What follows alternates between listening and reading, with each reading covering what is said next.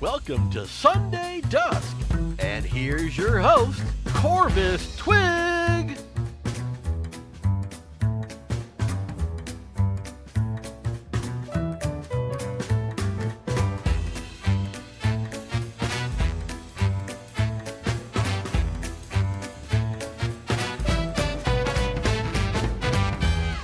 Hello, everybody!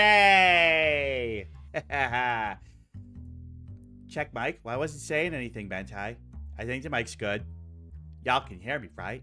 I think you can hear me. I know you can hear me. I got the things going up. Wait, it's fine. It's fine. I know you can hear me. Well, welcome, everybody. It is April 14th. 4:14. My noise gate is too good? Yeah, we gotta have good noise gate. Gotta have good noise gate. Gotta keep the noise in the gate. Oh, are you too quiet? Sorry, you can't come through the gate. Oh, are you too loud? You can't come through the gate. The only problem is that the noise gate, you know who the noise gate does not like? There's a certain person that the noise gate really, really hates. Yeah, the noise gate does not like Rodney. Does not like Rodney. Likes to, pink noise. Oh, we like pink noise. Oh, we love the different colored noises. I learned all about how there's like different color noises. I mean, everyone's heard of white noise, which is like all the frequencies and just like scrambledness, and then you do like different mixings of different frequencies, and like you could get like a low rumbly kind of noise, and that's blue noise, and one that kind of sounds like trees rustling constantly, but like indistinctly, is green noise, But the funny thing is Bentai, is what I was going to say, is that there is a sound called brown noise that is a little lower toned, not as low as blue noise. Ow. But there is a lower tone thing called brown noise. It's got some very smooth sounds, and it almost sounds like you're deep in a cave, but the head of the cave has a waterfall in it. It's very soothing, and I actually use it to try and fall asleep. Brown noise is very good sleep sound. It is not the brown sound, which, well, we all know it. Or sometime I guess it is called the brown noise. It's not that brown noise. It's not that one. It's not the one that makes you do that. It's not that one. Yeah, brown noise. Soothing like brown cows. TwigVt gets it. TwigVt gets it. Mo. We like cows. Cows are nice. Cows are so nice. Yeah, good. I like a good fluffy cow. We like a good fluffy cow. But what? Yeah. Can you believe it, folks? I can't believe we're already halfway through April. This year's gone by way too fast. It's actually been very nice weather. It's a nest building season. That's what it is. It's time for us birdies to get out there and build some nests. Gather the sticks, gather the moss and whatever else we can find, and we build our nests out of it. And there's definitely birds in my neighborhood that are doing just that. Got some little bird houses near mine, and some sparrows are taking refuge inside of those, getting ready to start a little family. But we're also mid-migration season, so we got some little friends hanging out nearby that we don't see year-round. So we got the juncos and the warblers and the kinglets, and I've seen a couple of those around. But I gotta get out. I gotta get to some parks this weekend and get the camera and take some pictures of those little cuties, because they're only gonna be around for a couple more weeks, and then they're gonna be gone. Migration season is a wonderful time. We get so many little birdies passing by that we get to see, and then by late May, early June, there's the Canada geese walking around with their babies. And that's the most dangerous time of year, is when the Canada geese have their babies. We built our nest with moss and holes. Down, down, down, down, down, down. Yes, we love Jefferson's Starship. It's so hard to believe that it had some of the same members as Jefferson Airplane. It's like Very, very different sounds. But, you know, that's the 80s. That's the 80s. But anyway, I want to thank everybody see there who's in chat. We got Diefed, we got Hasio, we got Bentai, we got Bunny, and thanks Diefed for the resub. We'll really appreciate you doing that. You did it in the pre-roll. Yeah, you could have waited. I could have thanked you in mid-thing, but no, do it now. Thank you now. But we got a really great show today. You see the name.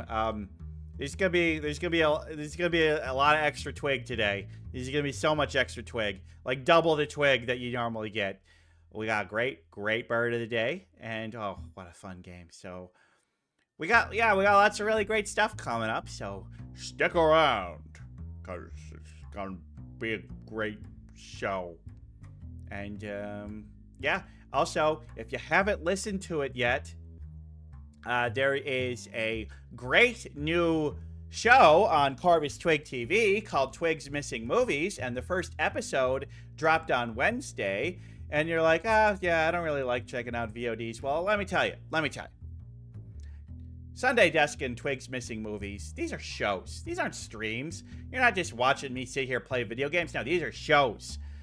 You can learn about some great VTubers. Go back and watch those episodes. But Twigs Missing Movies, it's only an hour long, and we talk about awesome movies that I've never seen before. So if you want to just put something on, I mean, come on. You go on YouTube, watch an hour-long video about a movie on someone there. Well, you can do that with Twigs Missing Movies. And hear some people talk about great cinema discussion. It's a very, very watchable VOD. You don't need to catch it live. I mean, it's obviously better if you do catch it live. But I really, really highly recommend going out there and giving it a listen, because Twigs Missing Movies is a great show. We've got our next guest lined up, and so hopefully we'll have that next episode out in a couple weeks. Twigs Missing Movies is not going to be a weekly show like Sunday Dusk is. Yeah, it takes a little bit more effort and wrangling of guests and wrangling of co-hosts and finding a movie to watch and then actually like it's a production. But it's a great show. Go check it out. I'm real proud of it. But right now, this is my other show that I'm also super proud of, Sunday Dusk. And you know what we do at the beginning of Sunday Dusk? After I'm done just talking about nothing, we talk about the news. We got some news. Here, let me scoot down a little bit. Scoot down. All right. So, as some interesting things happened. Now, this is a story about a pet that went missing. A pet in England, of all places, where someone had a pet, and that pet was gone for over a year, and they had assumed that pet was dead. But then one day, an amazing thing happened. For you see, a crow. A crow? What? A crow? A crow picked up this pet and was flying, and it was a little too squirmy and a little too heavy, and the crow dropped it, and it landed on the roof of the former owner. And that pet is right here. Meet Agnes. This is Agnes. Oh, actually, no, it didn't land on the owner's roof. It landed on a nearby neighbor's roof. But this is Agnes. Agnes is a, snake, as you can see. I believe it is a corn snake. It's in there. But, just a little pet snake. Completely harmless. Does not eat anything too big. Non-venomous. A snake that is a pretty good pet. I mean, look at Agnes. She got a cute little snoot. She's just a cute little snake. But about a year ago, Agnes escaped from her enclosure, and her poor owner was just so sad. Didn't see didn't have any food freely given, and the corn snakes obviously have a little bit of trouble in England because, it gets a little bit cold there in the winters. Not as cold as other parts of the world, but a colder environment than a snake is used to surviving in.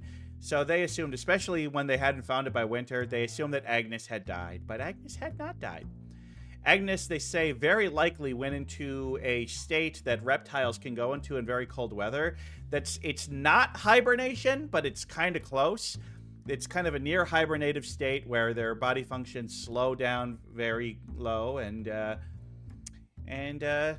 it's called brumation. You know, it's not quite hibernation, but brumation is very close to hibernation. But then once it got warm out again, Agnes emerged from her hole, and a crow found her and picked her up. And Agnes was like, nope, I'm not liking this. And so the crow's just like, all right, fine, I'll let you go. And then Agnes was dropped onto a roof of a neighbor, and the neighbor was able to rescue Agnes, thinking it was kind of strange. But then turns out that Agnes's owner lived very close by, and this was a nice little thing where they were able to reunite. And now Agnes is back home and safe and having nice, delicious, probably mice. Yeah, but yeah, snake owners, keep your pets snake, you know, locked up in safe, good enclosures, but you know, big enclosures where they have lots of room to go around. You know, a snake is an animal that requires good care. But yes, good on you, Agnes. You survived the winter and you survived a crow attack. Yeah, many props to you, Agnes. Good job, Agnes. So thanks to the BBC, no writer credited, for the article, Snake Missing for a Year, Dropped by Crow into Spennymoor Garden. How about that? Now, my next story comes from the Pacific Northwest. For you see, in Washington State, there was a spotting of Bigfoot. Oh, a Bigfoot spotting. This one seemed real because there were multiple witnesses, like 3 people, were out on a hike. And they were up on a hill, and they were looking down at a trail, and there they saw the great beast Bigfoot, moving quickly at a strong pace. And Thanks for Giant Rodney. Thanks, Try. Thanks for Giant Rodney. But they were looking down, and they're like, oh, well, look at the trail. Look at the size of it. This beast is at least 10, 11 feet tall. This can't be a human. And so they reported it. And it was a big thing around the small town, because it's a real small town. You know, it was, but they reported it, and it was causing a buzz in town. Then a funny thing kind of happened. A student, high school cross-country runner named Gunnar Morgan, stepped forward and said, hey, the Bigfoot you saw, that was actually me and my friend. We were jogging along that exact path, along that exact time, and here's my cell phone data, because I use an app to track my running pass for distance. And as you can see, I went along that exact same path at that exact same time. And so it turns out that from a distance, 2 people running side to side, but you're kind of viewing them from above, so you're kind of got that little side angle thing. But they were running perfectly in step with each other, so it made them look like one person moving at, 10 feet tall.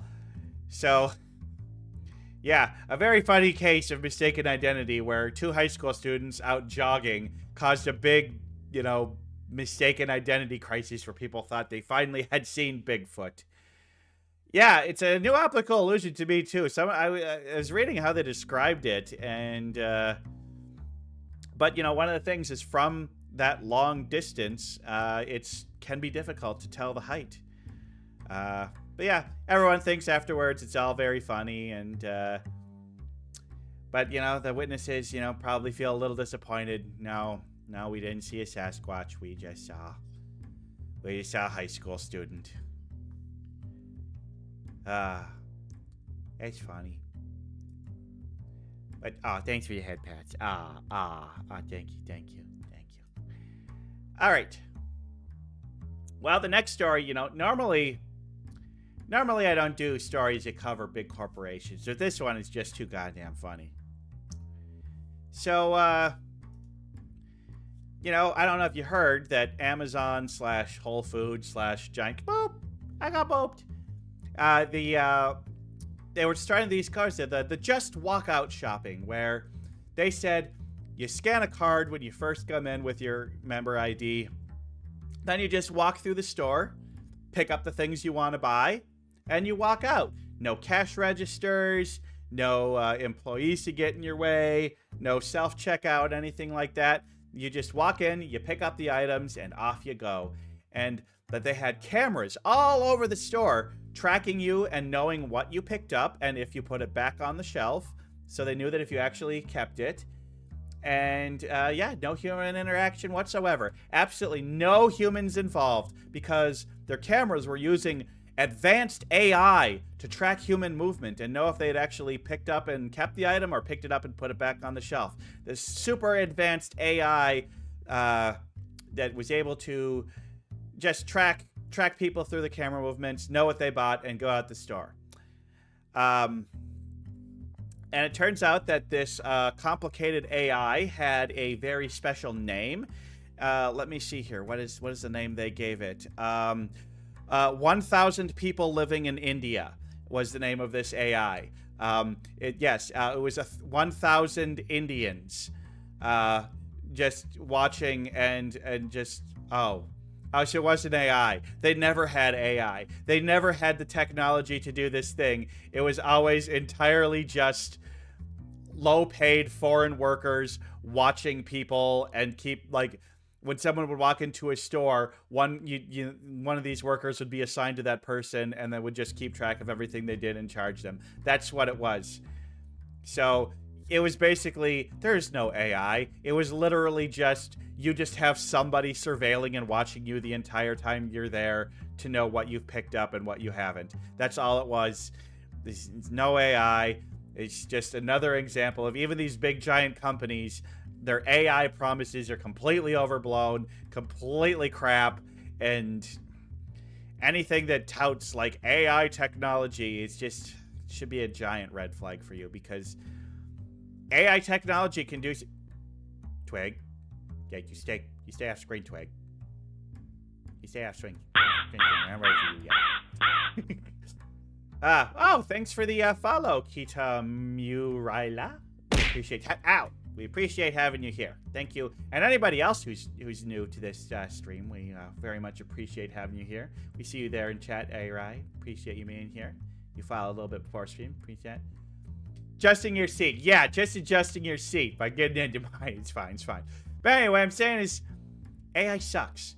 And even when it's trying to replace people's jobs, they still need to hire people to do it. And it's just, yeah, I don't like it. I think technology is cool. I think artificial intelligence has some great potential. But when it's, boop, thanks for the boop, bunny.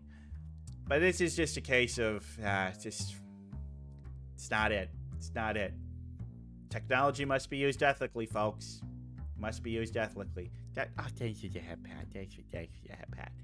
Oh, y'all being so nice to me. I'm getting head pats, I'm getting boops, and the hammer hasn't come out. I appreciate that.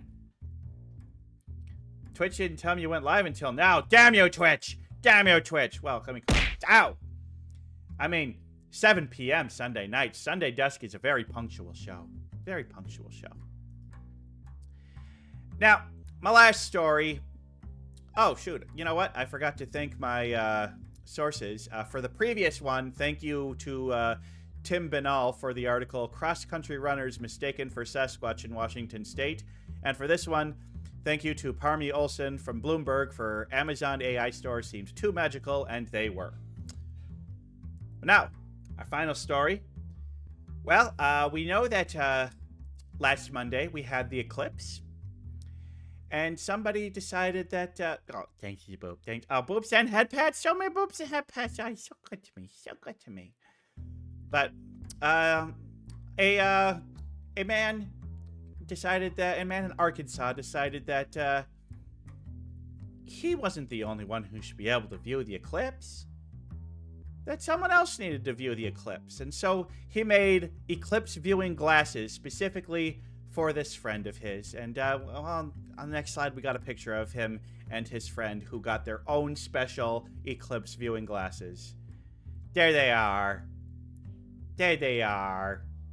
So this is Tad Fendley of Amity, Arkansas, and also Gertrude of also Amity, Arkansas.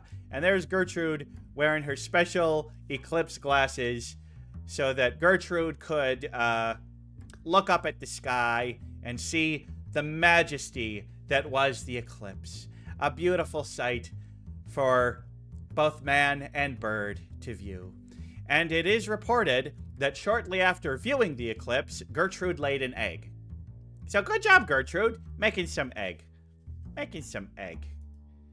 Yes, so there we go. Look at Gertrude. Got her cool little glasses on, able to look up at the eclipse.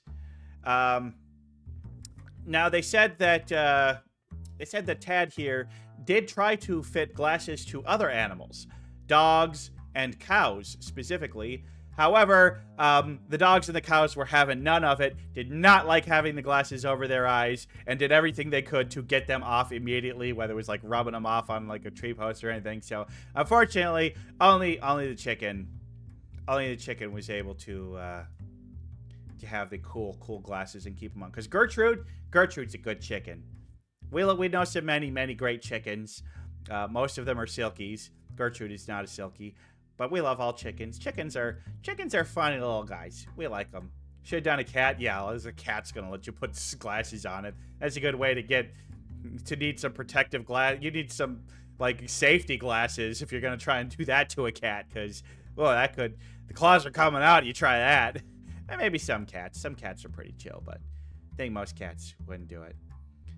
Chibi Tori is a cat. Wear glasses, can confirm. Okay, but yeah, you're a special cat. You're a very special cat. You're not like most cats. Anyway, thanks Ben Hooper from UPI for the article. Chicken dons tiny glasses to watch solar eclipse, lays an egg. So thank you for that, and thank you Gons for the follow. Appreciate. Thank you being here. Oh, you're very special, Tora. All y'all are special, because you're watching me. Only special people get to watch this stream. We like it. Alright, well that's enough for the news today. What wonderful news. And now we're going to pop on over behind the desk. And he's going to get down here. And kind of go over here. And yeah. Yay. Hi everyone, how you doing? You got a problem with can of gooses, you got a problem with me, and I suggest you let that one marinate. Yeah, got a problem with can of gooses, got a problem with me. So, you may have read the description, and you may have been like, Twig is hosting the show with special guest, also Twig? Two Twigs? Two Twigs? Well, that's right. We got 2 Twigs today, but this twig is not a bird. No, this twig is very different from a bird. But no need to let me describe her. Everybody, give a warm welcome to the other twig!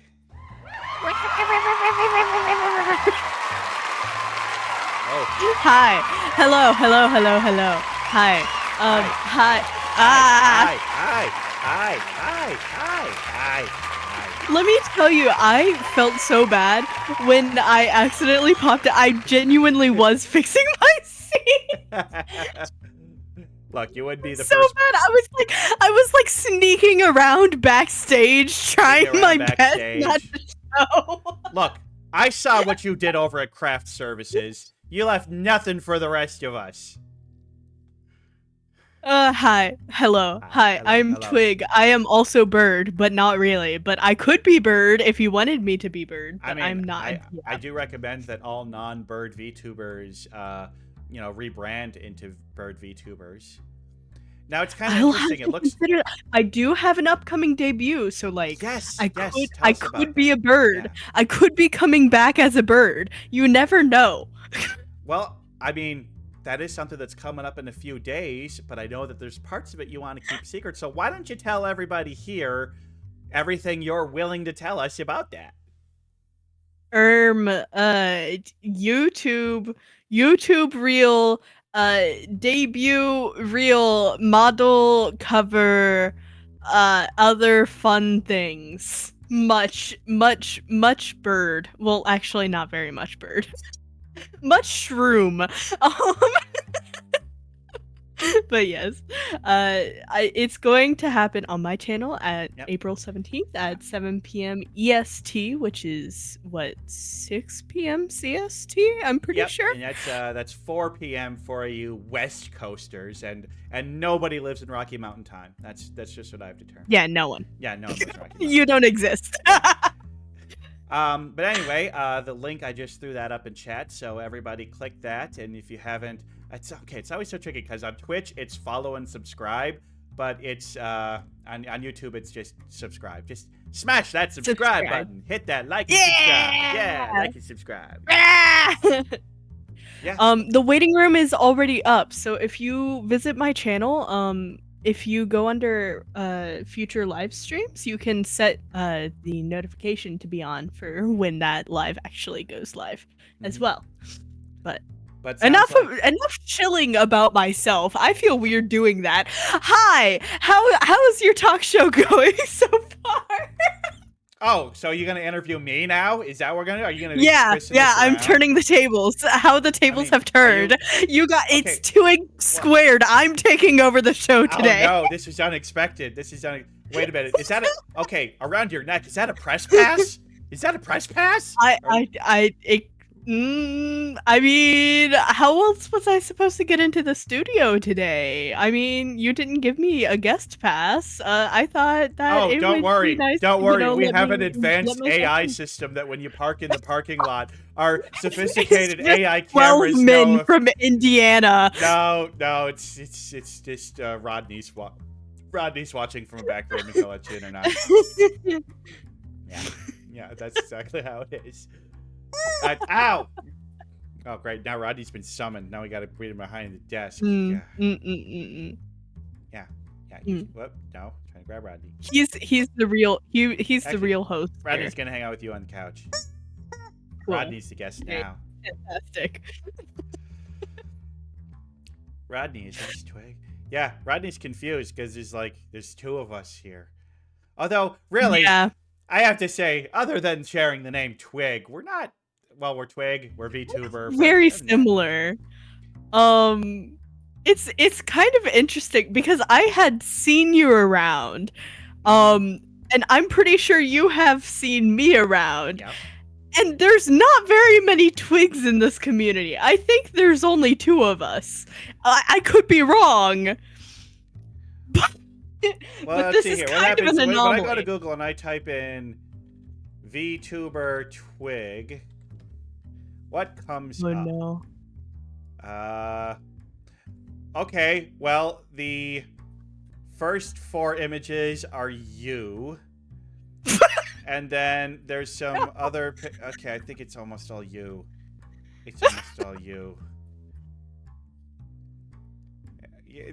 Okay, when you get a little further down, I show up. I'm so sorry. But I feel so bad. I'm not seeing any other VTubers named Twig, at least in a normal...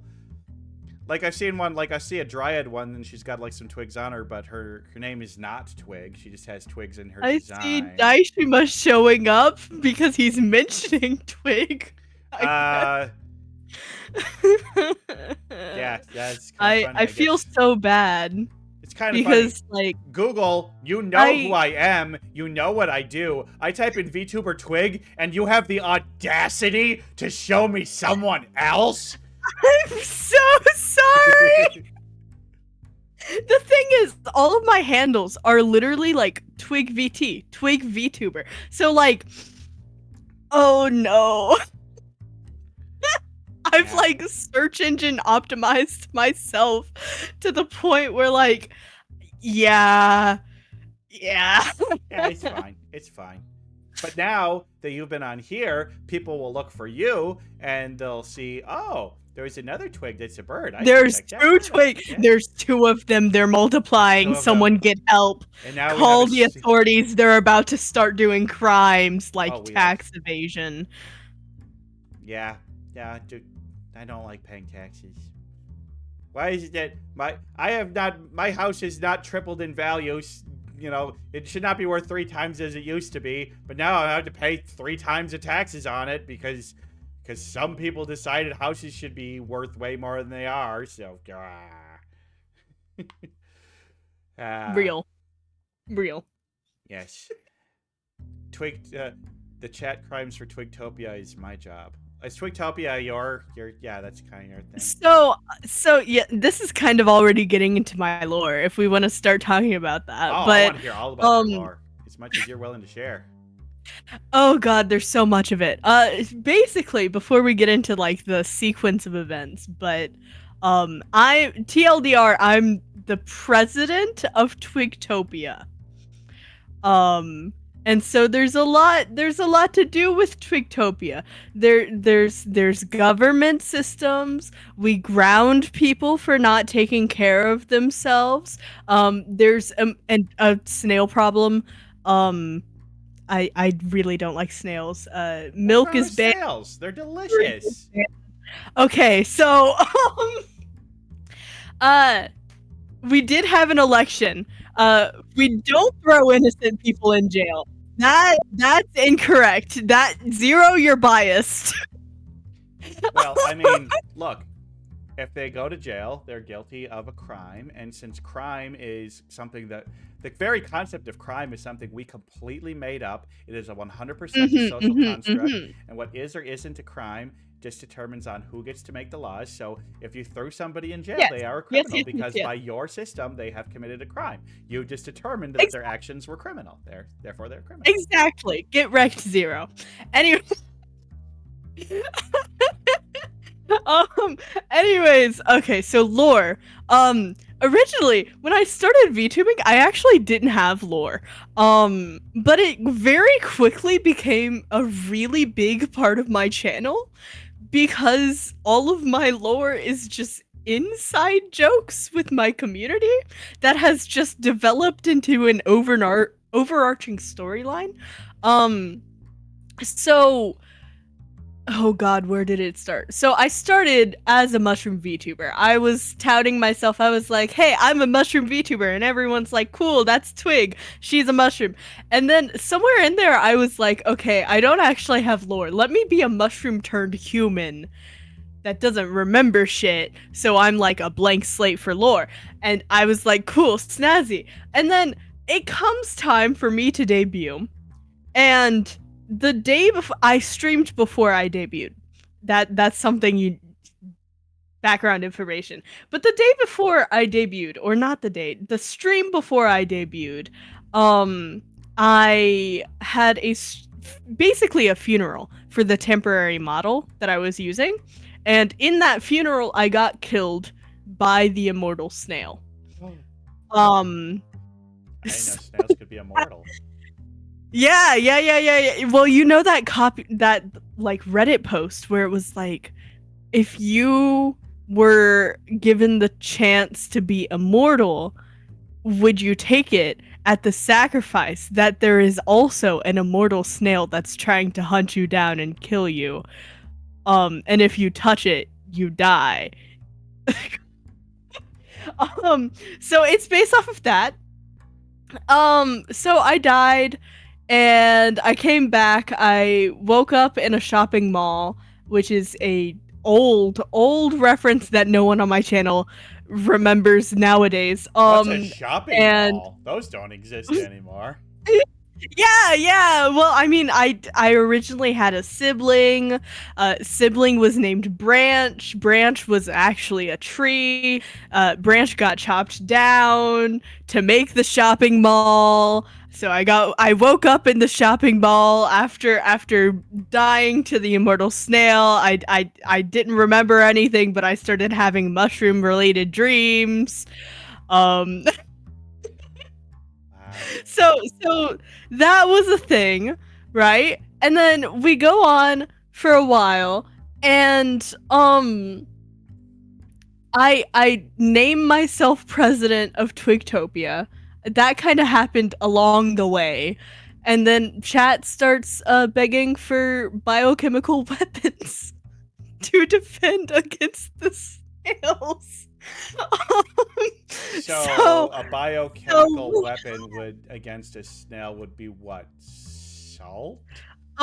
Just like a small little snail sized explosion, you know? It's just like a tiny little, like, you know how you have those firecrackers that you Yeah, like just a throw on the little, ground? yeah, a little Yeah, yeah, puppet. yeah, yeah, yeah, yeah, yeah, yeah.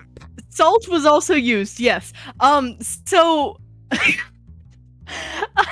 after this whole fiasco, it got to the point where like I had to ban the word like biochemical and the word like weapon in my chat for a little bit because they would not stop talking about it, and I started to get demonetized on YouTube because of it. Wait, And just saying so biochemical weapon gets you demonetized? God, YouTube is so at the freaking prudish. amount that they were saying it in chat, yes. um so YouTube censorship makes absolutely no sense to me. It's kind of funny that like alternative vocabularies that kids use now were created. Slang was created because creators had to use words that like unalived. yeah. So Well, just letting you know, everybody, biochemical and weapons are fully allowed here on Twitch. Spam those words in the chat. We're totally good here. no, don't tell them to spam it. They will actually spam it. But of course, this episode will eventually be uploaded to YouTube, where it will get, 2 to 3 views. It'll be amazing. No, you can't like this twig better. Bad 0. Anyways, yeah, so before my birthday stream, the Snailfia actually came out because they were like, you've been committing crimes against snails since the last incident. We're coming for your phalanges. And I was like, bet. There's nothing wrong is gonna happen, right? Cue like a animated fight scene that I have on my channel where I finally kill the snail. I mean, and that's the origin of this outfit. I become a silly little president woman. Well, I'm saying that you need to just get some more birds, because there's lots of birds that love to eat a snail. I mean, birds would be. Robins are also very good. Useful. American robins, not those tiny little European guys. Yeah, I probably should invest in birds, but knowing yes. my community, they would make it into something. They would be like, "Oh, the birds aren't real. Oh, they're surveillance." You're gonna handle the snail problem, and then you're gonna have yourself a bird problem. Yeah. The birds are gonna revolt, asking for more snails. You'll have to get house cats to deal with the snail, to steal the birds. Then you have to get dogs to deal with the cats. Oh, then you'll have to get bears to deal with the. Everything's a balanced ecosystem. What hunts dogs in the wild? I don't know. Good question. Actually, Bigger I have dogs. no clue. Wolves. Bigger dogs. I think I saw a story Lions. once of like a stray dog that was just like a smaller dog, like got loose while camping or something, and then was like seen later running with a pack of wolves. The wolves just adopted it. It's just like, small friend, puppy.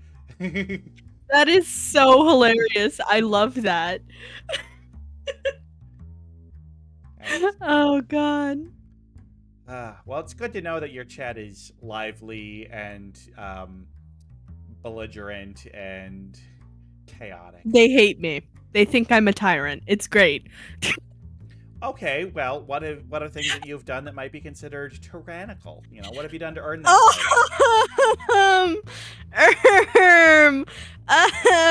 Honestly, I don't know.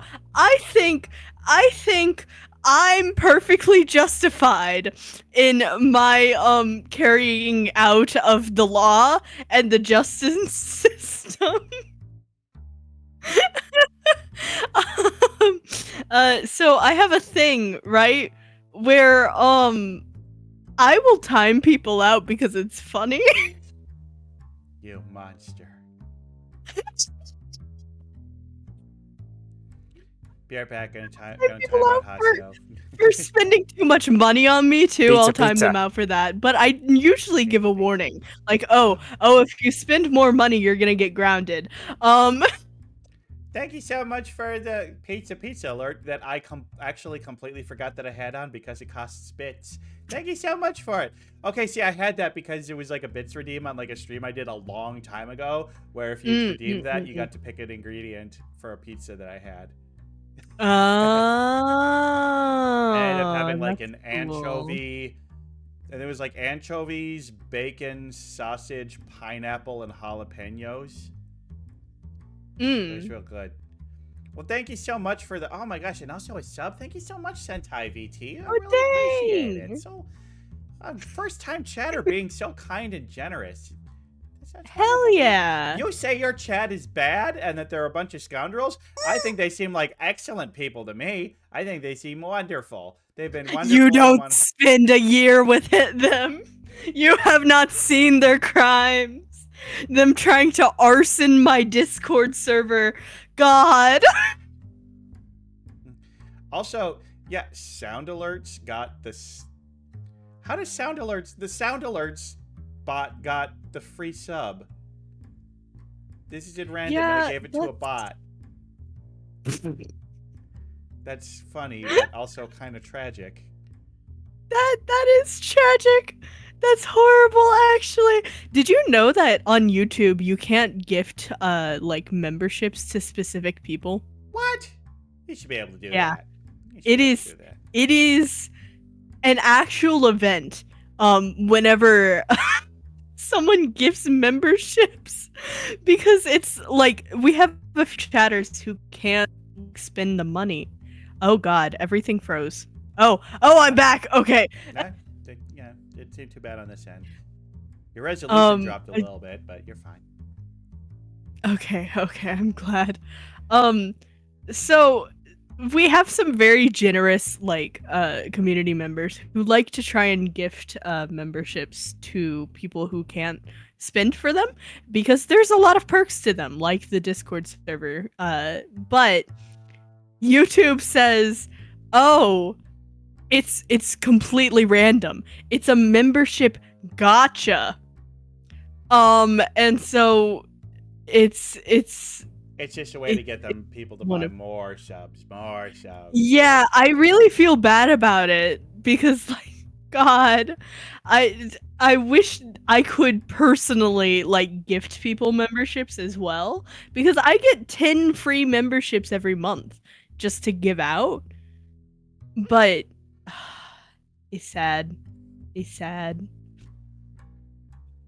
Eri is indeed one of those people that we fight tooth and nail to keep in the membership.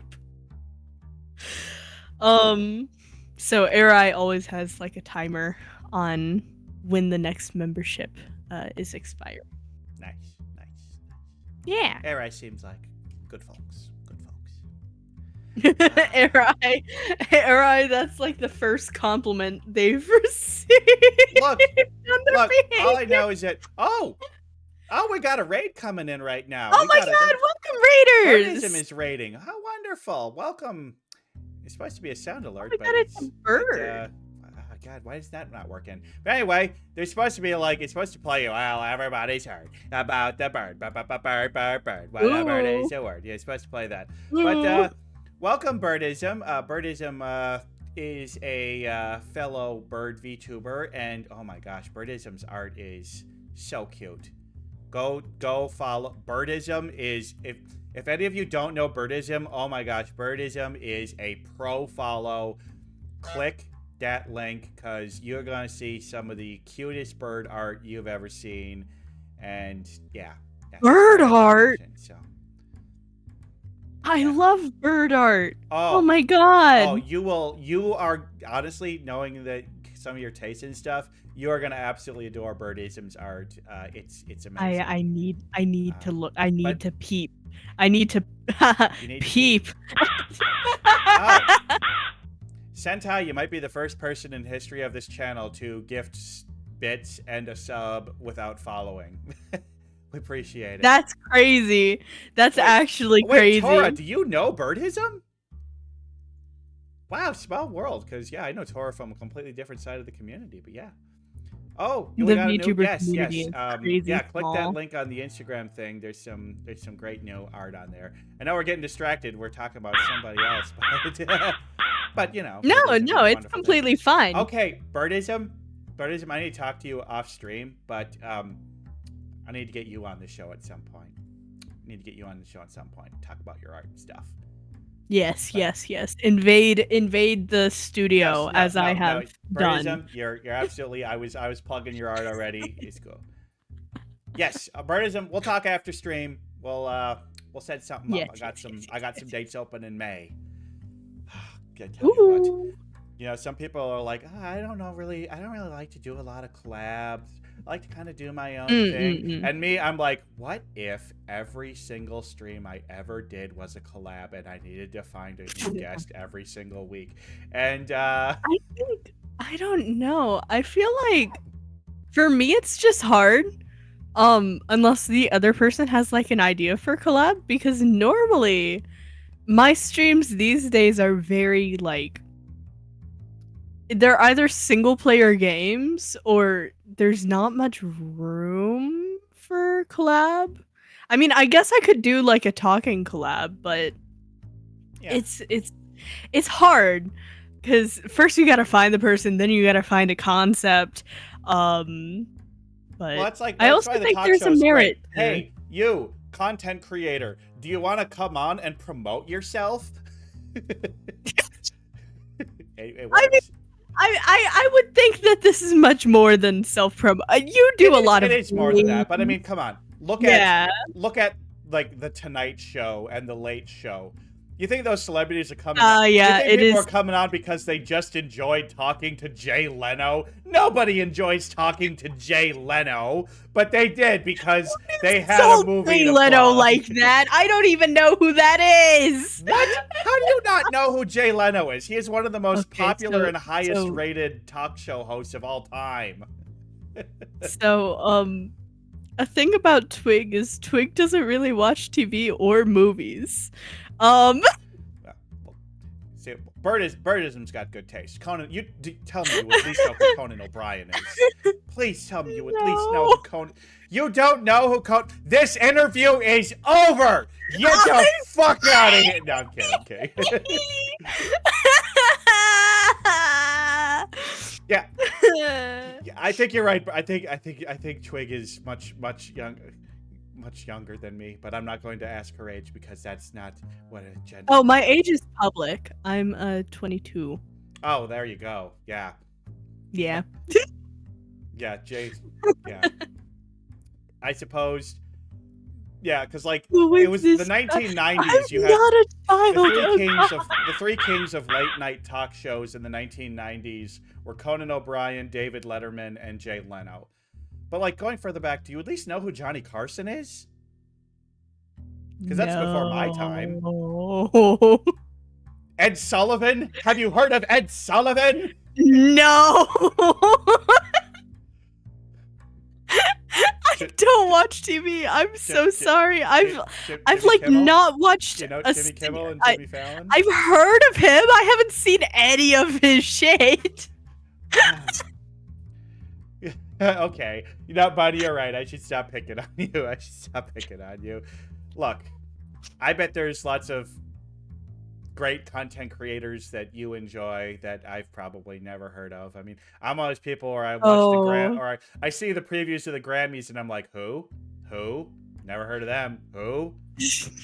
Well, that's also me. It's really bad. Most of the media that I actually. Oh God. Okay, yep, oh God, that looks violent. Look, no, Bunny's a good friend. She keeps me in line. I deserve that bonk. We gotta be nice. Well, that's the thing. It's like, well, okay, you know, Bunny's being absolutely right here. It's just like we should never criticize people for the media they have not consumed because we gotta drink some water. Ooh, I have water too. But and partake. Nobody should ever be criticized for media they have not consumed because I mean, come on. somebody who gets out there, lives a good life, does things, gets out in nature, builds stuff, creates things. They're not wasting their time watching TV shows or doing stuff. They're You make my life sound so much more interesting than it actually is. You go out foraging for morels in the forest, as I assume that's what you Yeah. do. Yeah. No, but I don't know. It's just like I started a whole show on this channel about watching things that I've never seen because Dreyfrig was aghast that I had never seen Rocky Horror Picture Show. So, Twig, have you seen? Twig, have you seen Star Wars? Which, no. Okay. Chat, you have to be very specific when you're asking a question because we're not sure which of us we're talking about. But I'm guessing that is you. true. I think my chat knows I have seen Star Wars. I have not seen Star Wars.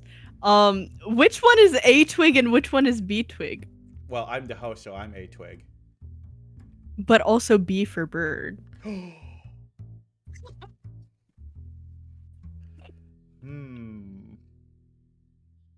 Maybe just if you want to ask a question of my Yeah, guest, you just can put Twig you can VT. distinguish me by saying Twog. Twog, That is yeah. a name I get called often.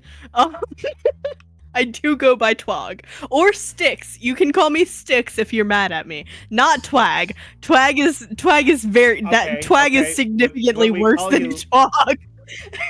When we call you Sticks, I assume it's spelled S-T-Y-X. No. It's spelled like sticks, like as in a stick. Lame. You know what? I bet you don't even listen to the band Styx. No, but I do know about the mythology of the River of Styx, which is the band's origin named of the themselves name. after. Yeah. Is it any wonder I've got too much time on my hands? Sorry. They're a great band. I like them. I like the band Styx. Good I don't know. You probably, if you heard coming some of their back to, songs, would be like, like, oh, I know that song. That's a song that my grandpa listened to. Are you calling yourself a grandfather? There is a significant. Are you calling yourself a boomer? No. Look, I am what they call an elder millennial. Okay, boomer. No. But here's the thing: is that I do like a lot of rock and roll from the 1970s. And that is music made by boomers. So, before the lead poisoning destroyed all of their brains, real. they made some great music in the 60s and Boomer 70s. real. Listen here, Mrs. I haven't even heard of Jay Leno. Don't you get to start. The whole conversation is that we can't criticize people for the music and the movies that they haven't seen. If anything, we should be excited and say, hey, I had to bully you back a little bit.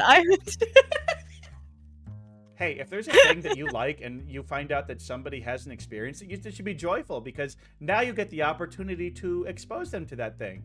And then when they don't like it, then when you try and, oh God, is there anything worse than you're like, I love this song, and you send it to a friend and the friend's just like, yeah, no, I didn't care for it. It's just like, oh, you're just like, I understand it. Normally when I'm sending my friends music, it's not actually music that I like, ironically. What music do you like? Oh God, that's a wide spectrum. Recently I've been listening to a lot of like Kikuo, but I have like a tendency to bop around like Ryo Fukui, Lamp, Malice Miser, Chet Baker.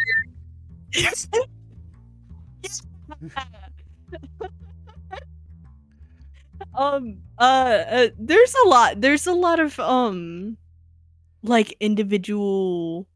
Have you ever heard of what's their name? Oh God,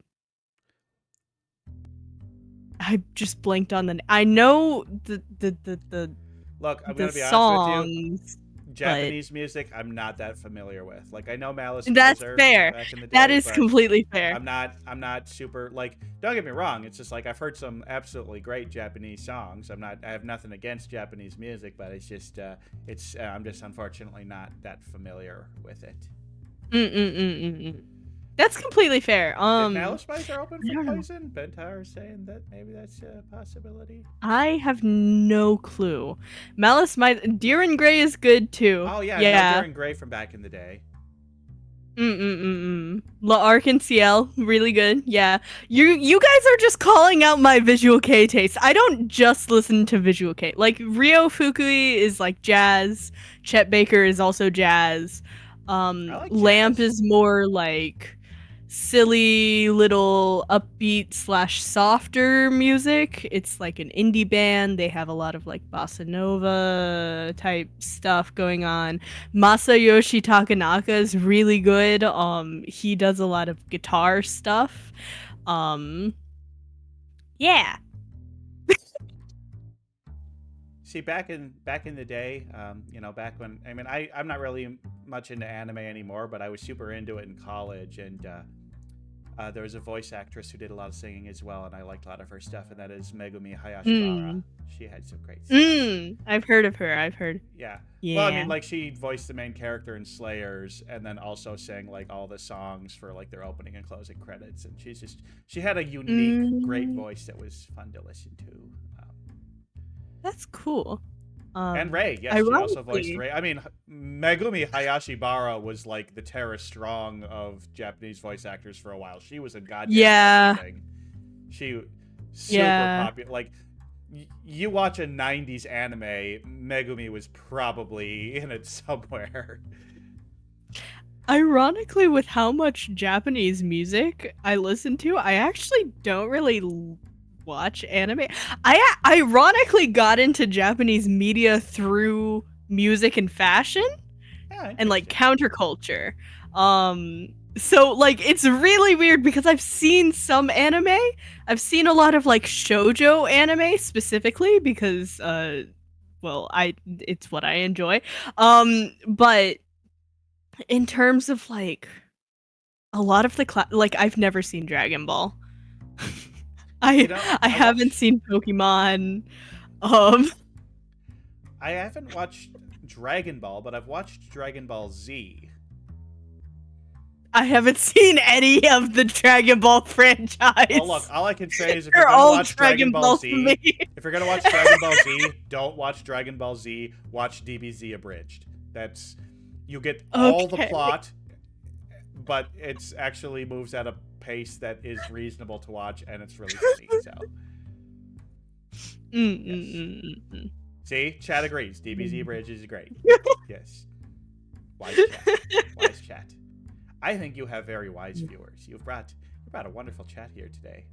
One Piece took me 2 tries to get into. Yeah, I've tried to get into that back in the day. You can't tell them that they're nice. You can't be nice to them. No, you have to I'm nice. bully them. I compliment people. That's what they come for. They're here to be bullied. They're here to be smacked around. Sass. We like sass. See, Twig, we aren't the You made me this way. You specifically, Zero. Anyways, That's right. I have my own bully named Dre Frag.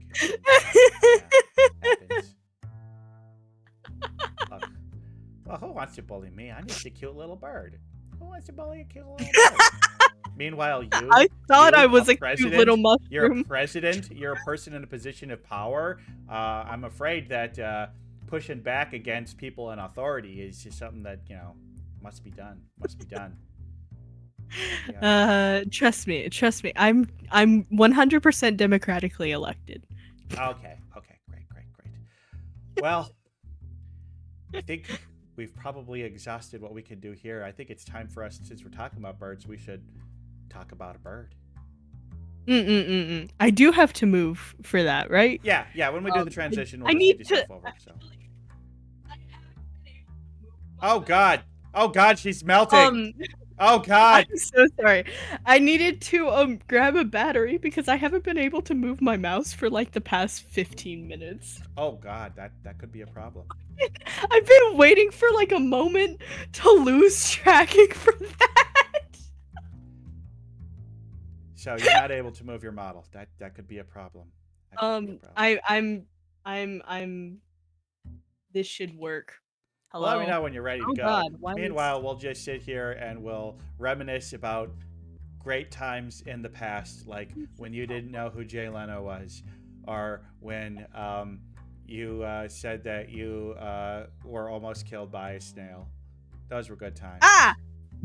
Oh my god. Oh my god, Your I can frame move my mouse rates. now. Your Oh my frame god. rates.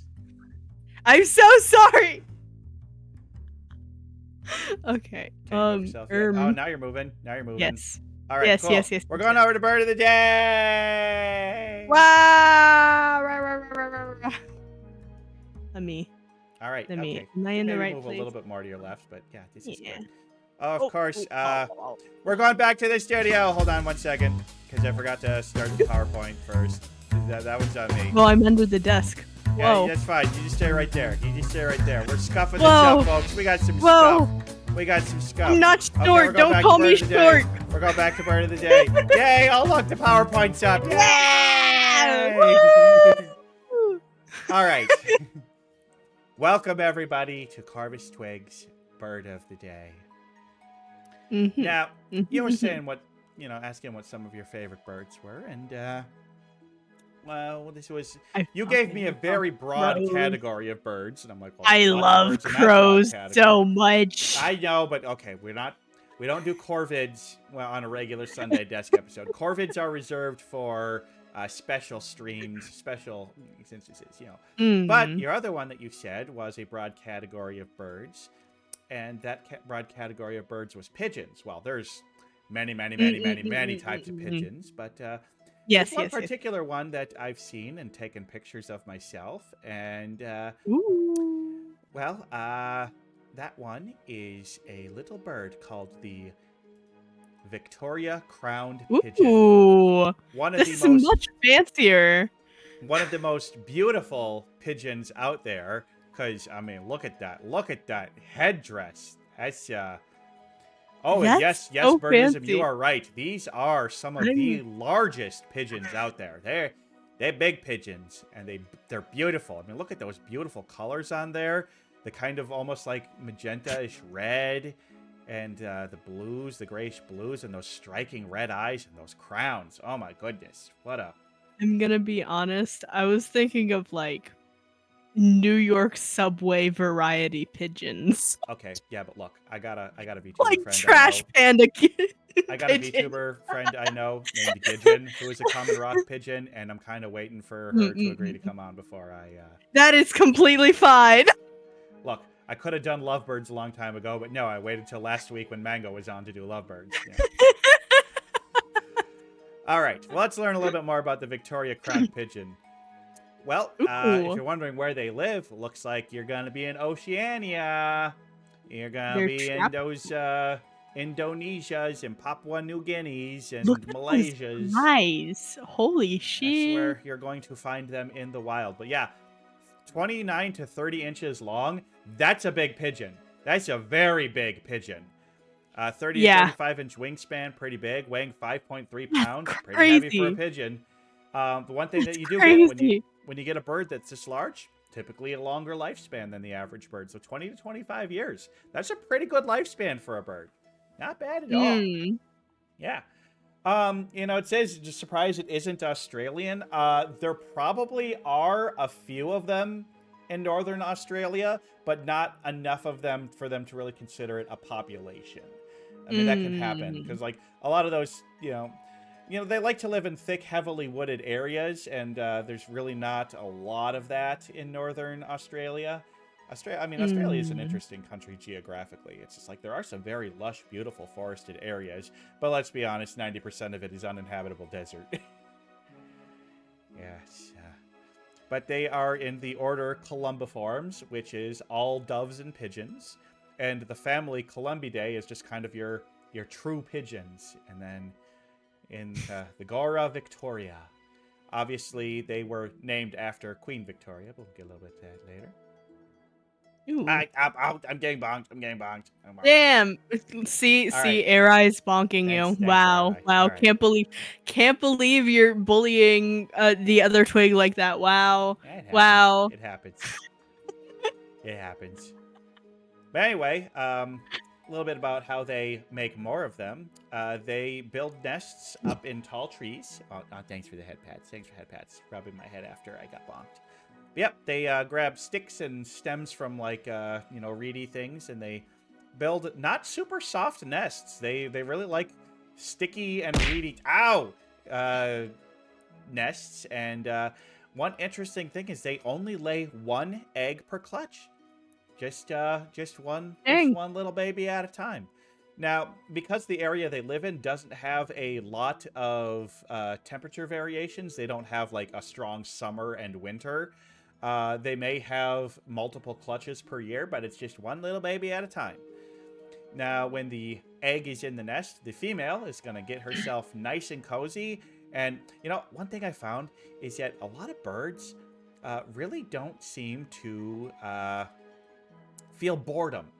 Because these ladies can just sit in the nest all day, and they're perfectly happy and content to do that.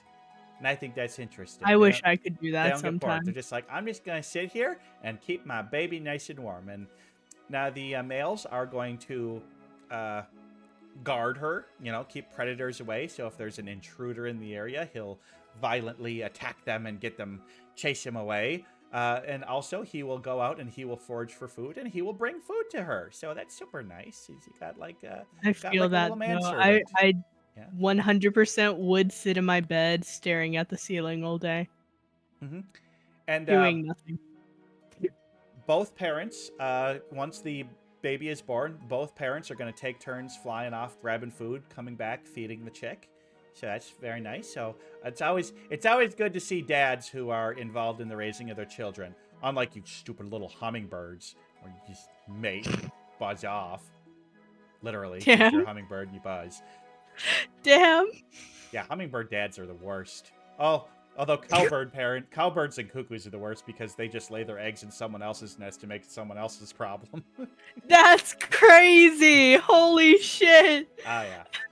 Oh yeah, go look at my past episodes and look up the brown-headed Bird cowbird drama in the wild. And the cuckoo.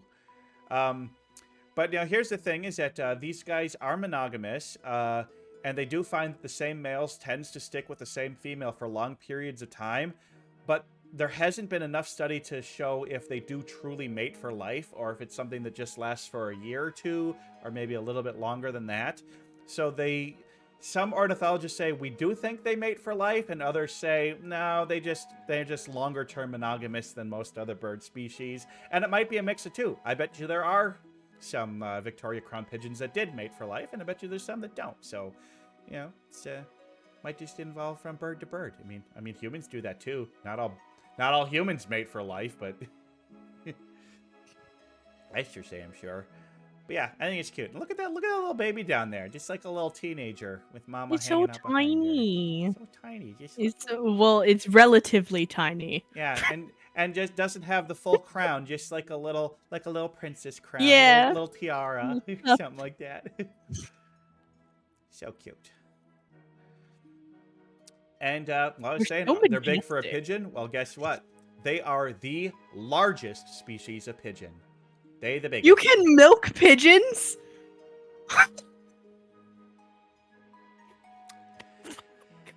Yeah. Okay. Well, let's get right to that.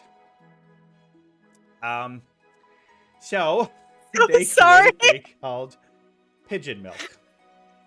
Now, pigeon milk is not produced in a mammary gland like a mammal does, but they have a special part of their stomach where they eat foods, and it kind of grinds up and makes it into a white milky-like substance that they then regurgitate, that the babies eat. And Worse.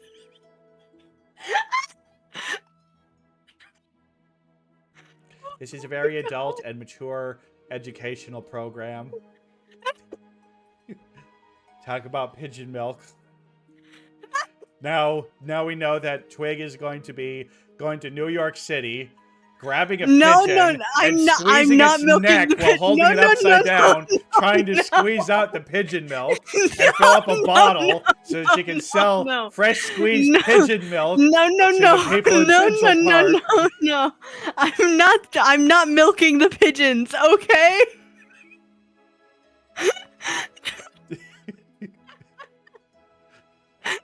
Just in so much shock that there's such a thing as pigeon milk.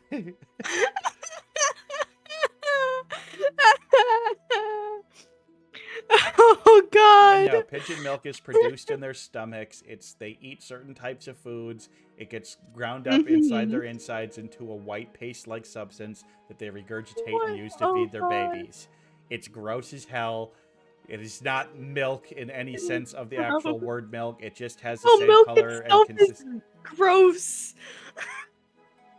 Yeah. It's like, it is actually a lot like oat milk, because it is, but yeah, it's got a Oh, mix of... don't, no, no, don't. Let's move on. Okay, let's move on. Did you know that when they take off flying, they make like their initial flap to get into the air? Because they're bigger and heavier than other pigeons, that first flap to get airborne requires a little bit more effort, and it makes kind of a loud clapping noise. Oh, dang. And so when you first start flapping your wings, so the air around it, if you like see they can do like air things, and it creates like a little bit of a vortex. And this flap thing actually reduces those vortexes, making it easier for them to take off. They've done like these cool slow motion things in like dusty areas and like checking the wind things. And it's really cool how they take off. I saw a really cool YouTube video, but it's like 20 minutes long, and I'm not going to place it on here. But look it up and look up pigeon vortex thing. It's pretty cool. Pigeon vortex. Yes. Oh my God. And as I That mentioned sounds earlier, like they an were named after insane Queen mechanic. Victoria. So, you know, they're very sexually repressed and, you know, had Jennifer hanging around and you know, a lot of vampire stories take place around them, you know, stuff like that. What is it with Victorian era stories and vampires? I don't get. Are they Victorian era or are they romantic? They were discovered by colonizers in the Victorian era, and so they were like, we're going to name this bird after our queen. What's this person who's lived here for thousands of years? You have a different name for them? No, that's not a very good name. We shall call it the Victorian crown pigeon. So yes, the natives have, well, it's probably their proper name, but, you know. Yeah. I unfortunately wasn't able to find that information. They're the Victoria crown pigeon. Like, that's just the way, unfortunately, it is that the ornithologists and other zoologists that named most of the animals, it was extremely Eurocentric. It's just the way it is. Yep. Yeah. But they have more feathers per, like, square inch of body than most other pigeons. So they have very dense feathers, just lots and lots of feathers. But I mean, look at the top of that head. Look how many feathers they got on this head. So what like those feathers, you may be like, what are those feathers even for? It is purely, like, display for mating. It's purely what it's all about.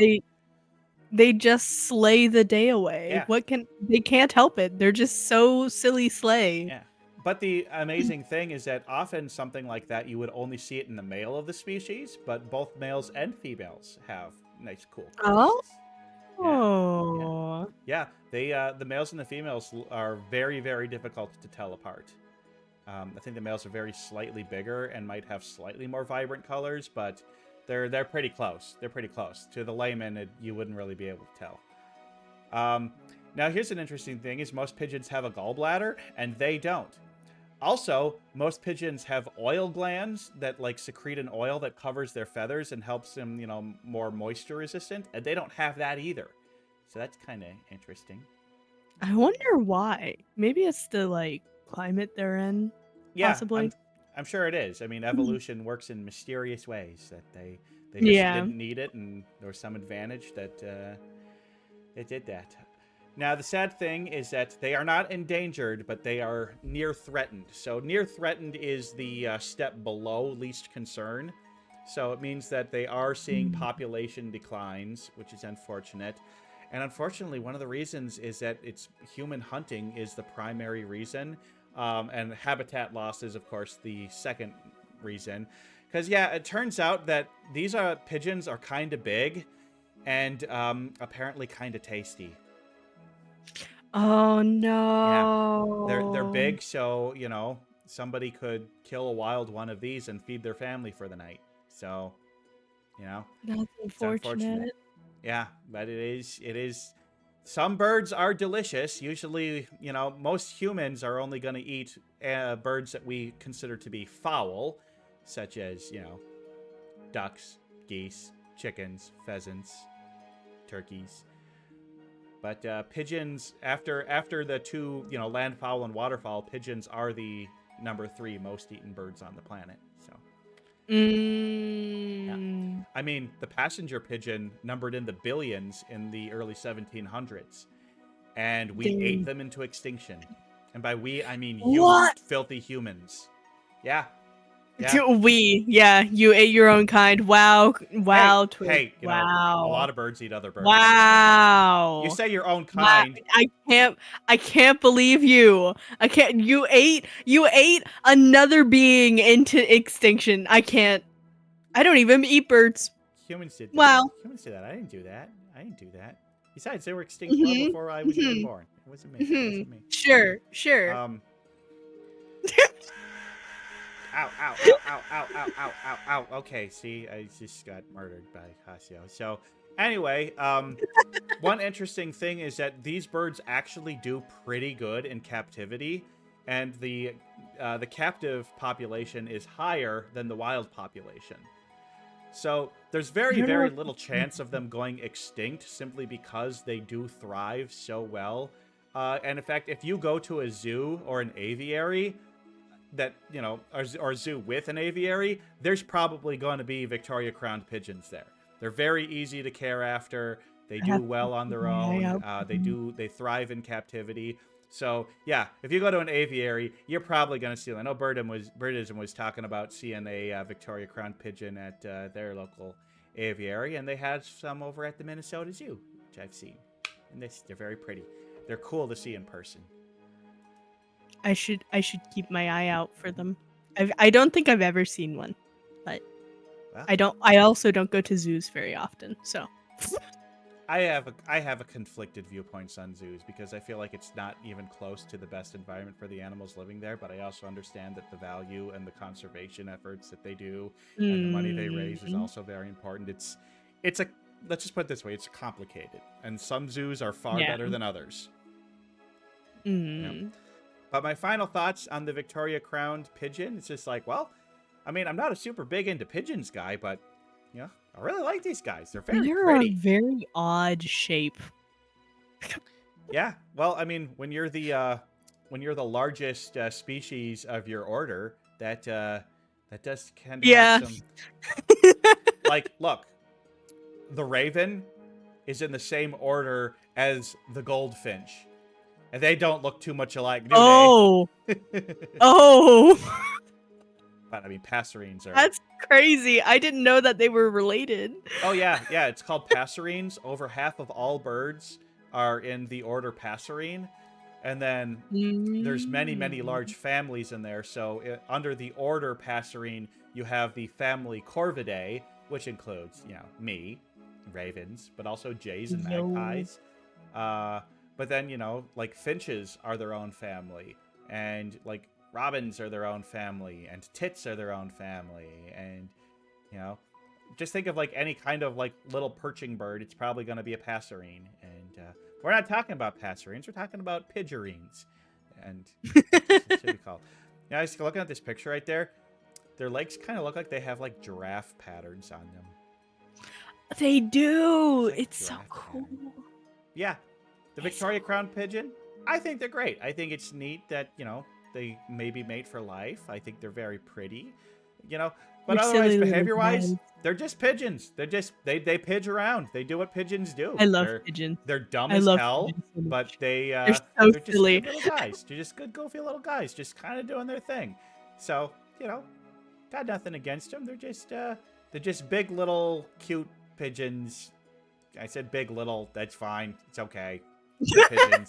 They're pigeons. No, that's apt description. I want to that just, is 100% accurate. Gently run my talon through their feathered hair. Just feel how that feels. Just very gently, not to hurt it. I want to feel those feathers. I want to know what they feel like. How soft are they? You know, just run something gently through. I bet it feels real nice. I want to hear what they sound like. I should look at this after stream. Squishy. Yeah, well, I mean, that's the case with any of the birds that I do. Other people have done better videos on YouTube detailing it. But, you know, I don't have time to put together a video essay every single freaking week on a bird. Pictures and text, that's what I do. But yeah, I like it. What are your final thoughts? What do you think, Twig? What do you think of? Silly pigeon. Silly Pretty pigeon. Pretty pigeon, yeah. Ah! I love pigeons so much. They're just silly little guys doing silly little pigeon things. Yeah, and really what more is there to say than that? We like them, and there we go. So we're going to call this bird of the day done, and we're going to head on back to the studio. Wow, wow, wow, wow, wow, wow, wow, wow, wow. Oh god, I gotta move. Oh god, I gotta move. Yeah, Bo, get back on your chair. Ah! Okay, we don't need to play the music every time we come in. Okay. All right. Okay, that PowerPoint is off. Well, we're coming down towards the end of the show, but we got one more thing to do, and I always like to have my guests play a game. I like games. I'm so scared. Now, this one is going to be a little bit of a trivia game. You're going to have to bust out your knowledge. Oh, on this no. one. But don't worry, because even if you just guess randomly, you have at least a 50-50 on every single one here. Oh my god. This is a 50-50 one, kind of a true-false situation. Now, you said at the beginning that you kind of started being mushroom-themed, right? Mm-hmm. And you're kind of not as much of a mushroom themer these days, but you still have your roots in mushrooms. But I still have the branding, You still have the branding. Well, today we are going to quiz you about mushrooms in a little quiz I call This Quiz Could Kill You. No. So what I'm going to do is I'm going to show you a photograph of a mushroom and give you its scientific name. You must now then tell me, is this mushroom safe for humans to eat? Or is it poisonous for humans to eat? Oh god, I'm gonna kill so much of chat. Hence why this quiz is called This Quiz Could Kill You. Any mushroom is edible once. Yeah. Real. Yes. All right. Well, are you ready to determine if you will live or die? All right. I will try my best. Yep. Zero said that they're gonna take Twig take your word and it's law and eat. So yeah. No! We're just gonna try you as a subject on this one. Bad. You're getting grounded once we get home, Zero. All right. Well, here's a nice one. Looks like it's growing on the underside of a log. Kind of looks like hair almost. And its scientific name is Hericium erinaceus. Now, Oh god. is this an? It kind of looks like bean sprouts, but I assure you, it is not bean sprouts. It is mushroom. My thing is like, if you were to eat that, how would you eat? I'm gonna say non-edible. You're gonna say non-edible, so you're gonna say this is poisonous. Okay. Cause like when you're growing mushrooms, right? That mushroom looks like it's like drooped down a little bit. It looks like it's already released its spores. Normally you will harvest it before that it gets the chance to do that. Also, yes, thank you, Hasio. Look, I went to a mycology website that was all about, this, and that I don't think I even credited them. But look, another website told me this is true, so don't judge me on this. I'm using this as secondhand information, but you're going to say poisonous. You're saying poisonous. I'm saying poisonous. All right. Well, you are wrong. This is the bearded tooth fungus, and it is perfectly safe and delicious to eat. But it's okay. It's better for you to not eat something that is safe than the other way around. That's true. That is very... I've saved 9 lives in chat. Okay, Bentai, I don't think you had to pin that. We're not telling people to go out and just eat random mushrooms. Do not... Okay, you know what? I'm just going to say that right now. Do not go out and eat any mushrooms that you find in the forest unless you have Stick gone to through the specific. grocery store. Yeah, stick to the grocery store. You know, some people can go out and forage and do good things, but you know, make sure you have the proper training and expertise before you do anything like that. All right. Oh, All I right. know this one What is about poisonous. the Amanita I know for a muscaria? fact. I know for a fact this one is poisonous. What are you talking about? It's One that I candy. do It's know. like a strawberry This one that cherry I do know. flavored with like little vanilla crisps on it. No, you're right. This is the fly agaric is very much a deadly. I at least know this one. Okay. But they do look so tasty, don't they? I don't think they look powdery. Bright red is usually an indication in nature to stay Yeah. away. Yeah. All right. You know. Oh. Boletus satanas.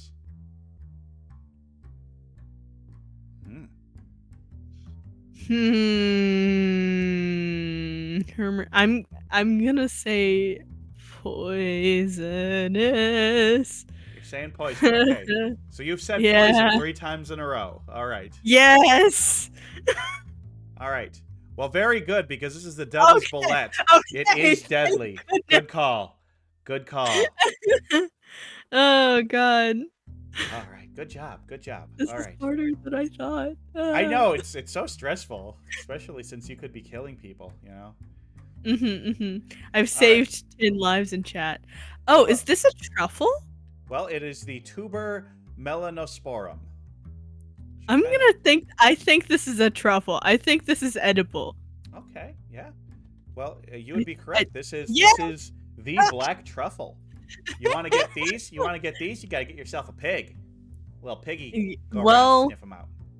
There are actually there's a research being done on the cultivation of black truffles, because normally we haven't figured out a way to cultivate them, but we found out a way to possibly do it, but it takes like generations to do, so we won't see the merits of that research until way later on. I'm interested to see the results of that, because yeah, although yeah, it's like, all right, I guess this truffle oil is now as cheap as vegetable oil. well, there's also different varieties of truffle too. White truffle is actually better than black truffle in my opinion, but like most of the time the like scent that truffles taste completely different from each other, and so like even though you might be cultivating one truffle, it doesn't mean that the other truffle will be less expensive. And also, most truffle oils and truffle flavored things are all flavored after a single truffle, and it's because there's a combination of like chemicals that you can put together to make that flavor or like mimic it, which is a little bit crazy. Even though something might have black truffle in it, it might taste like white truffle. Interesting. I did not know that. That's fascinating. Thank you. Sorry, I'm a culinary person, so like Ask you about food. yeah. I guess I technically am. We're just all right, well, we're gonna move on to the next one.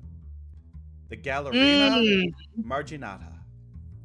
This could go either way. They're very pretty mushroom. I love that. I mean, it's a nice They picture. are I would think that's a nice picture. You got some pretty. good color in there with the greens and the oranges. It's very pretty. I'm gonna say poison. You're gonna say poison? All right. I'm gonna say poison. I'm gonna say poison. That's the funeral bell. Quite deadly. Thank goodness. Thank goodness. All right. You know, it's really scary. You might be walking through the woods and accidentally step on one of these. Well, And then you have to worry about the spores.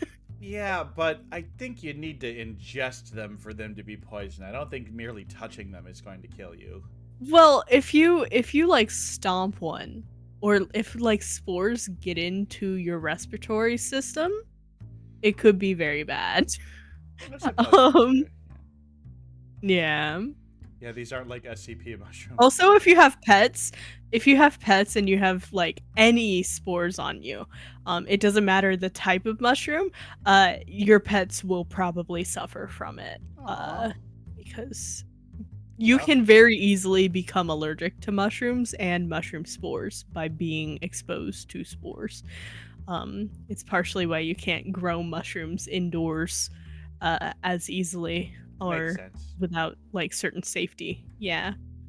All right. Well, we're gonna move on. Otherwise, I would grow them in my apartment. What about the Amanita virosa? Oh, this is hard. I'm gonna guess safe to eat. This looks safe to eat. They look pretty safe. Just simple white mushrooms. They oh well, god. Unfortunately not, because this is known I as the killed destroying 10 people in angel. chat. Oh no.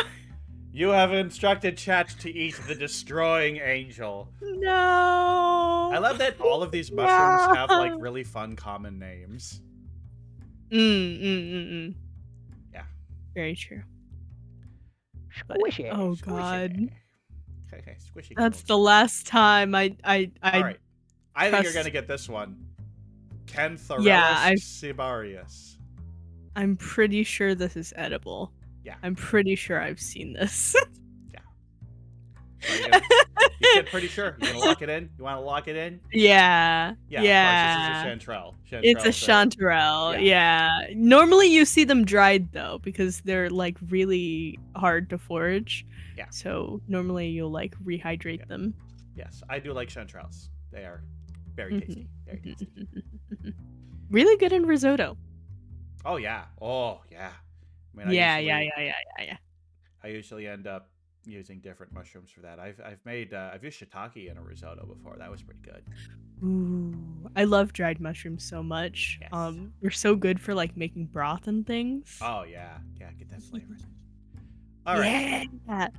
Fistulina. This is 100% poisonous. There's no way this isn't Look at that.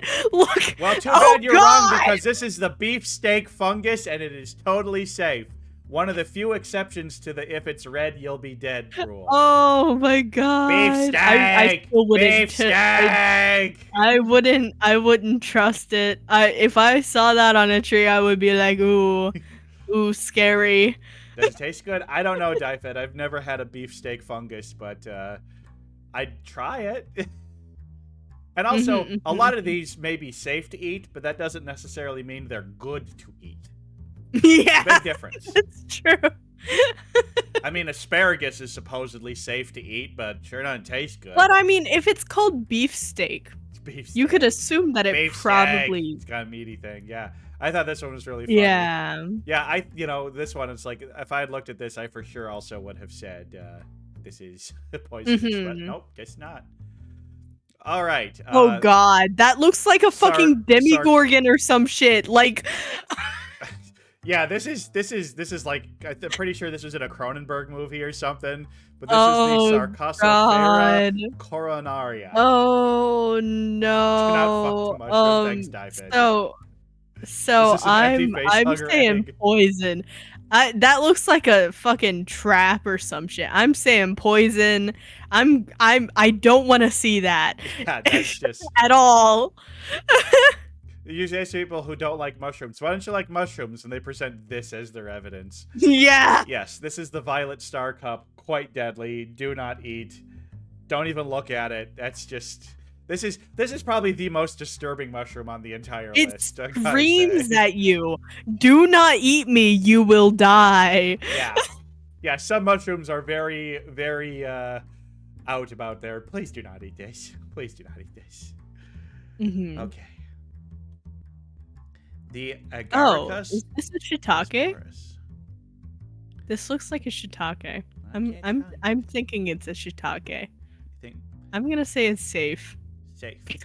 Well, actually, it's not a shiitake, but it's just your standard everyday portobello.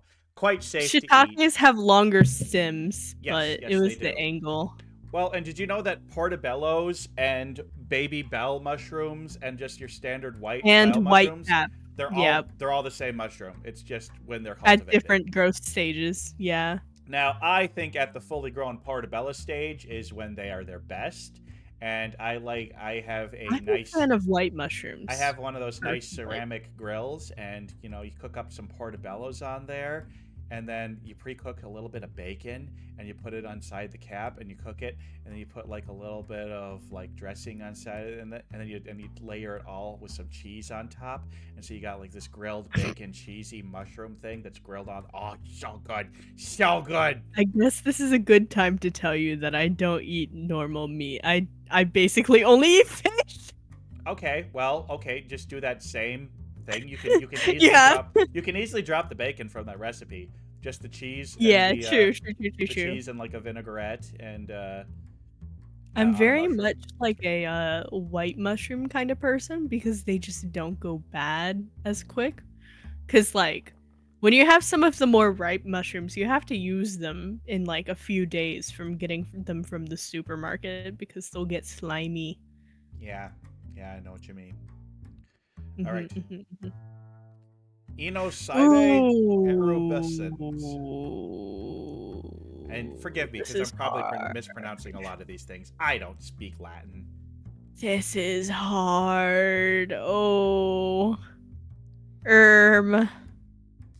I'm gonna go safe since I'm questioning it at all. All right, we're And gonna go safe. We're gonna go safe. say Sorry, the poison. deadly Yeah. fiber cap. No. By safe, I meant I'm going safe by saying it's poison and not eating it. Is that really what she was saying? Yes, it was. I'm bad at speaking.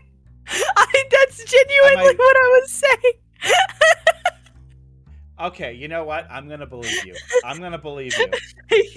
No, Zero, you have to have faith in me. I was literally continuing to speak.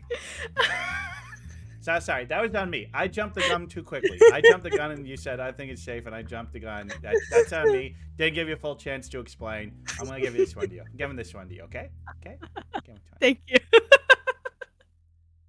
See, Fade Will has faith in me. This is you why deserve Fade the Will's points. one of my moms. That was on me. I got a little excited. Got too excited, All right.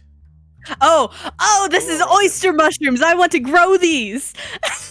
They're completely edible, and they're one of the safest and easiest things to grow. Well, there we go. And yeah, you're 100% right. You not only knew they were safe, but you also knew their common name. So there you go. Yes. I eat them all the time. You can make some fucking bomb as fuck sandwiches with these. I never thought of putting in a You sandwich. like shred them up, and then you saute them with a little bit of like seasoning, and then you can like put them in barbecue sauce, and then you have like a really convincing faux pulled pork sandwich. Is really good. Yeah, I recommend it. Well, I mean, my girlfriend is pescatarian, but I might have her try Yeah! this at some point, so yeah. You should 100% make it for her. We'll get some. She will enjoy it. Let's exchange recipes. Mhm. There we go. Yeah! All right. Oh, this so is poison. the Rasula virus, and it's got. Look at the veins. It looks like a zombie. It does like, look like a glowing radioactive. Did I see this guy in a Fallout game? God. So you are saying poison on this one? Yes. All right. Well, you're wrong. This is the green cracked brittle grill. It is totally safe to eat. I know. Can you believe it? I was shocked on this one too. It looks so bad and veiny, and it looks like it's gonna like scream at me. It literally looks like it's glowing from the inside. Yeah. But I think that's just an optical illusion. Yeah, the green cracked brittle gill is totally safe. How about that? Yeah. We got some. This and the beefsteak one really throw you off, doesn't it? Yeah. Okay. The Amanita phalloides. I'm guessing poison. I have trust issues.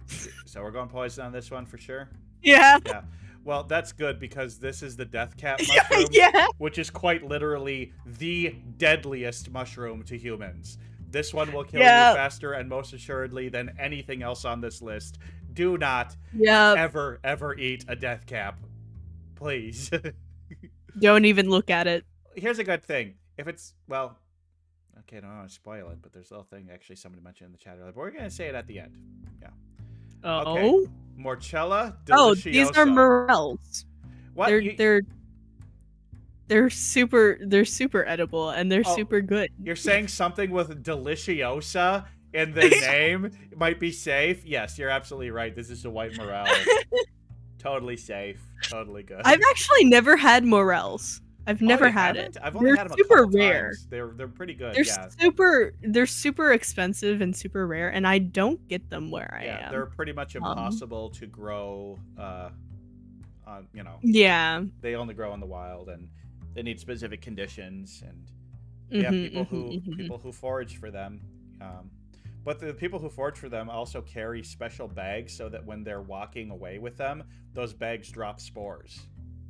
Mm-hmm. Yeah, it's pretty cool. Which is really important because if you're gonna want more mushrooms, then you gotta spread the spores. All Zero, right. you foraged morels when you were younger? Holy shit. That's crazy. All right. I don't know where morels grow. Hapalopalus nidulans. Poison, maybe. You wanna go with poison? Probably. Probably. Okay, so can I lock in poison? I don't want to jump the gun again. Yeah. All right. Yeah. You're right. Yeah.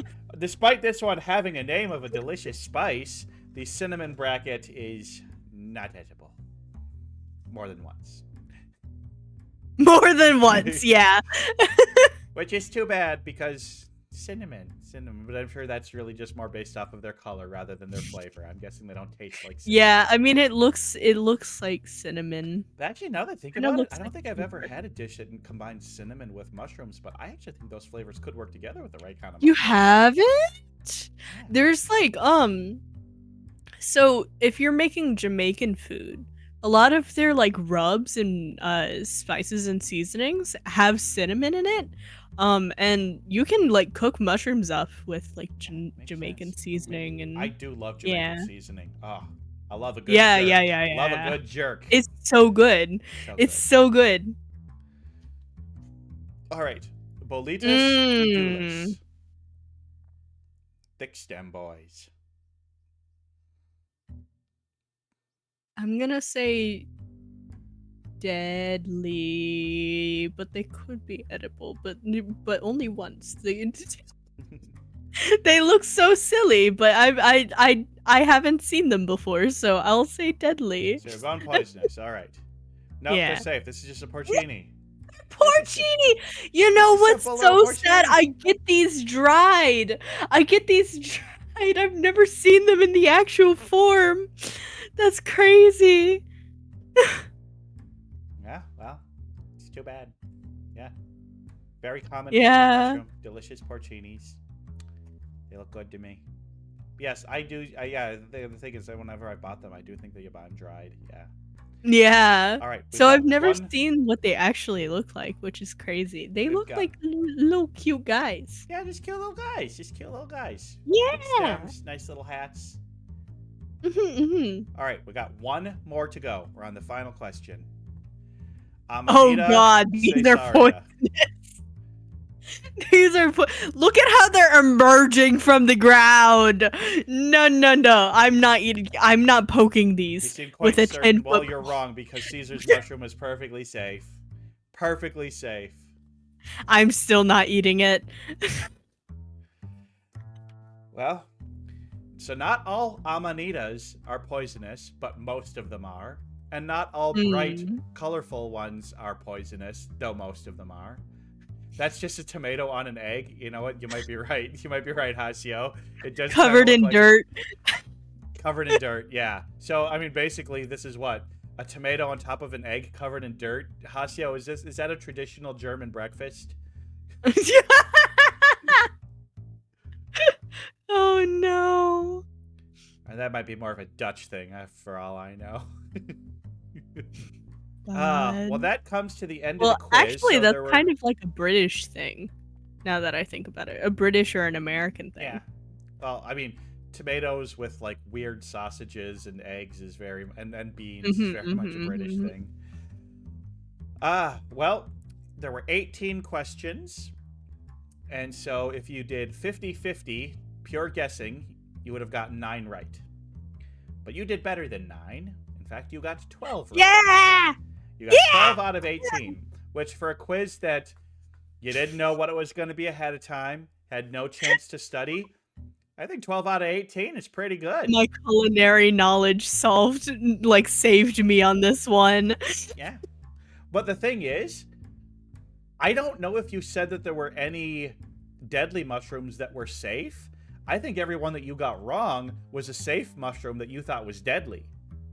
You know why? It's because I'm cautious. You played it safe, you played it cautious. So I had that one quiz, that this quiz was could deadly. kill you, but I think you've gotten out pretty unscathed. I had one that was deadly. One. Yes, I think it was like the cinnamon one, or The angel. oh yes, the angel angel. one. The angel of death. It wasn't that, but it was something similar to that. But hey, you did pretty good, and I hope you had fun. And I hope the audience played along and had fun too. I thought it was pretty good times. But now we're coming to the saddest part of our show. The most sad part of the show is when I get hit by a peanut in the face. But the second saddest part of the show, Drink some water. It's when we drink some water. But the third part of sad of the show is when we have to say goodbye. We have to call the show over. Oh no. Oh no. Oh no. Oh no. But it's okay because there will be another show next week. But Twig, I gotta say, you've been a really wonderful guest, and we're so happy that you were here. And I hope you had a good time. And I had a wonderful time. 10 out of 10. Live, laugh, Twig, but Live, not laugh, Twig. Yes. Oh, just thanks for headbats. but Twig. But yeah, we're gonna head on out of here now. Everybody go check out Twig's re-debut in 3 days. Yes. And I'm panicking. Nah, you're gonna do great. But we're gonna head out. So have a wonderful night. Have a great week, everybody, and we will see you next Sunday for. I have one last thing. One thing. Get Okay, let's get the hell out of here. Goodbye, everybody.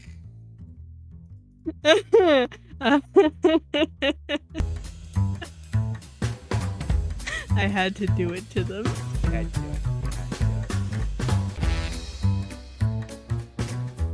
Oh my god, the caw emotes are so silly. But yeah, it was fun. It was a fun time.